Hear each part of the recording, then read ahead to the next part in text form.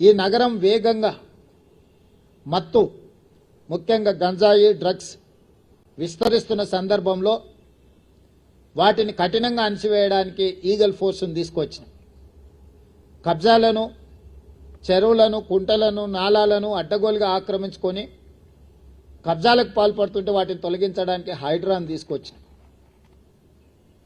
GHMC కావచ్చు, HMDA కావచ్చు, metro water works కావచ్చు, మెట్రో రైలు కావచ్చు, ఇలాంటి సంస్థలన్నిటిని కూడా సమన్వయం చేసుకొని ఈ నగరాన్ని ఒక మంచి నగరంగా తీర్చిదిద్దడానికి మేము చేస్తున్న ప్రయత్నాన్ని ప్రధాన ప్రతిపక్షము సహకరించకపోను ప్రతి సందర్భంలో అడ్డు తగిలే ప్రయత్నం చేసి మూసీ ప్రక్షాళనకు సంబంధించి మూసీ ప్రాంతంలో నివసిస్తున్న వాళ్ళు ఎవరు అది అద్భుతంగా ఉంది అని అక్కడ ఉండడం లేదు. ఏ వసతి లేక, ఏ అవకాశాలు లేక మురికితో కూడుకున్న మూసీ పక్కన నివసిస్తున్నారు.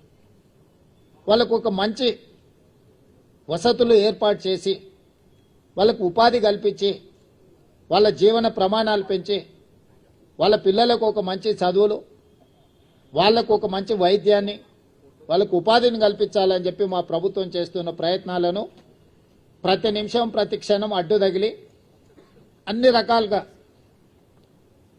వీటన్నిటిని అడ్డుకునే ప్రయత్నం చేసిండ్రు. అదేవిధంగా కేంద్రం నుంచి తీసుకురావాల్సిన అనుమతులు కానీ ఇవ్వవలసిన నిధులను రాబట్టుకోవడానికి ముఖ్యంగా కిషన్ రెడ్డి గారు సహాయ నిరాకరణ చేస్తుండ్రు. ఈనాడు ప్రధాన ప్రతిపక్షంలో శాసనసభ్యులు కేటీఆర్ గారు, శాసనసభ్యులు హరీష్ గారు, అదేవిధంగా కేంద్ర ప్రభుత్వంలో కేంద్ర మంత్రిగా ఉన్న కిషన్ రెడ్డి గారు, ముఖ్యంగా ఈ ముగ్గురికి ప్రధానమైన బాధ్యత ఉన్నది. ఒకరు కేంద్ర ప్రభుత్వం నుంచి రావాల్సిన అనుమతులు, తేవలసిన నిధులకు సహకరించాలి. కానీ కిషన్ రెడ్డి గారు పూర్తిగా సహాయ నిరాకరణ చేయడమే కాకుండా వీలైనంత మేరకు కేంద్రంలో అడ్డు తగులుతున్నాడు.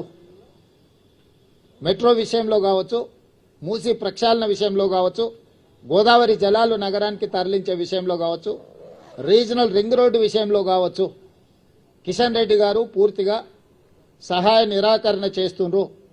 దీన్ని ప్రజలు గమనించడం వల్లనే పార్లమెంట్ ఎన్నికల్లో కిషన్ రెడ్డి గారికి 65,000 ఓట్లు ఇదే జూబ్లీ హిల్స్ అసెంబ్లీ నియోజకవర్గం నుంచి ఓట్లు వేయడం జరిగింది. ఈనాడు కిషన్ రెడ్డి అభ్యర్థిగా మారి ఎన్నికల ప్రచారం చేస్తే 17,000 ఓట్లు మాత్రమే వచ్చినాయి.